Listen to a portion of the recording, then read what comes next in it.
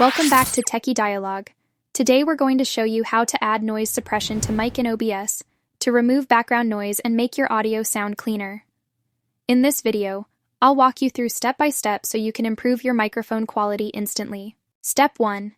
In your Sources section, select your microphone, right-click, and choose Filters. This opens the Filters window, where you can add effects like noise suppression to control unwanted sounds in your audio. Step 2.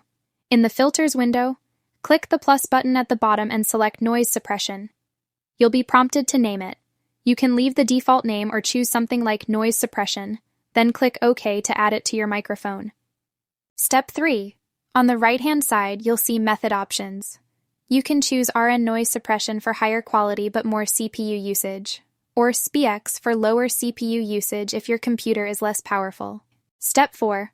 Once applied, test your microphone with noise suppression on and off to hear the difference.